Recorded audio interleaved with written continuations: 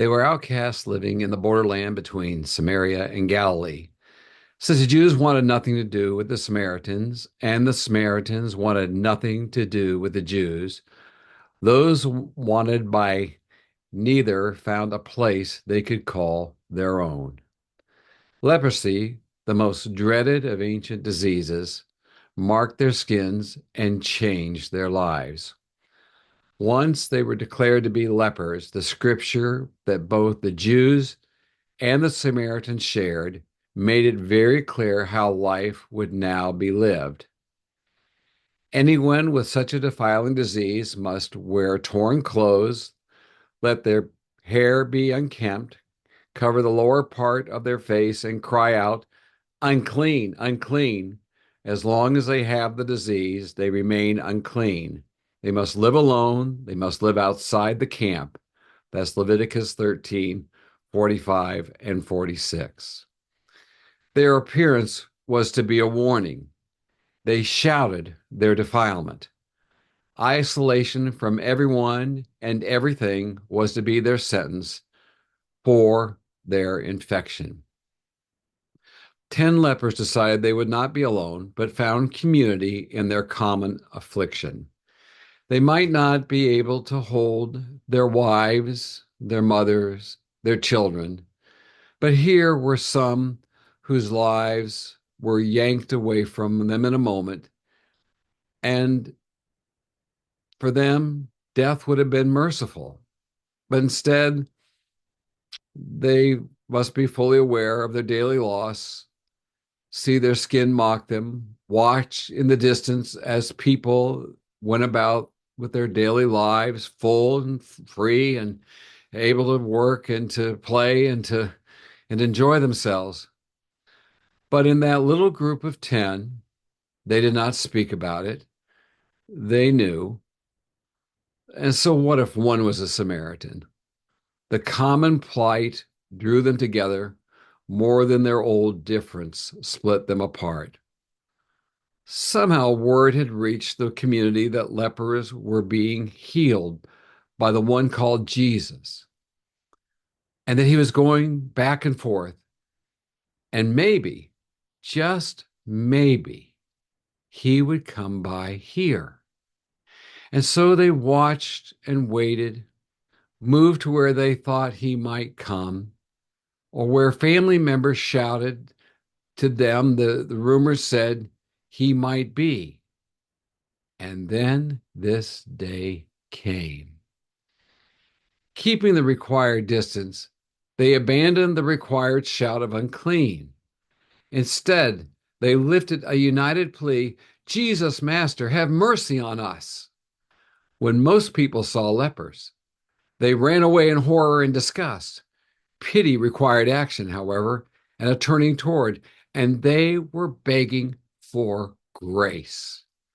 Then Jesus told them something that required something from them, both in faith and action. He said, "Go show yourselves to the priests." Now, the only reason the lepers could approach the priest was to begin an involved process that certified that they were being healed. And that's outlined in Leviticus 14:1 through 32. Very involved. They could not be restored to their families, resume their occupations, take their places in the religious life of their community until the priest cleared them. Any priest could start the process, but it ended up with a sacrifice at the temple. The lepers had to act in faith to begin the journey, which they did. The Bible records, and as they went, they were cleansed. Did the leprous sores start to retreat from their hands and their faces? Did they look at each other and see the blotches disappearing from legs, arms, necks, and backs? However it happened, it took place because of their obedience. The 10 had been bound by their misery, but scattered now. They were from different points on the compass. Perhaps they bid their comrades a hurried goodbye, but they were bidden home, not as some ghastly wreckage of humanity, but as whole people with infant skin where scabs had been. They ran until they could run no more, and catching their breath, they ran some more. Anyone who had seen them before would never have known what they were and did not look away in horror because there were no more marks of leprosy. And the individual leper did not have to shout, unclean, to clear the way. All went their way except for one.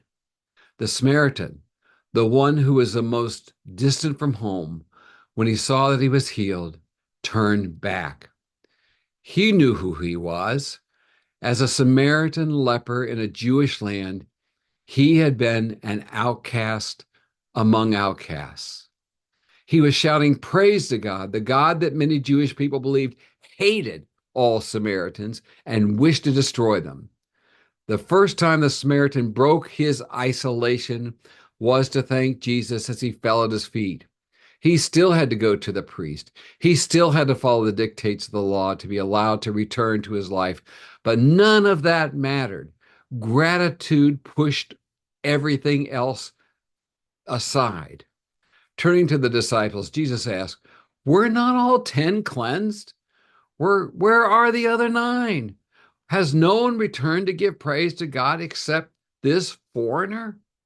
Throughout the ministry of Jesus, he constantly showed that God is at work in all people and for all people: women and slaves, children and Samaritans, the poor and diseased, the publicans and sinners.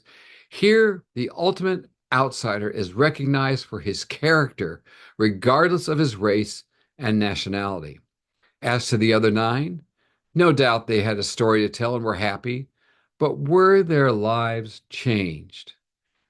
Many experience wonderful gifts from God, miracles even, yet their lives are lived as before. A great story. They experience God's power, but with no submission to his rule.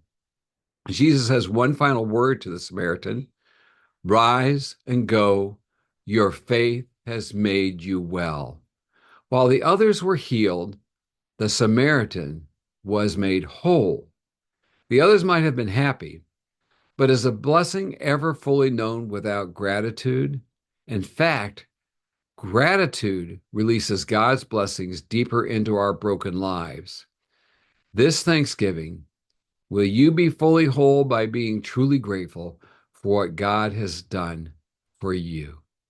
God bless you and have a happy Thanksgiving.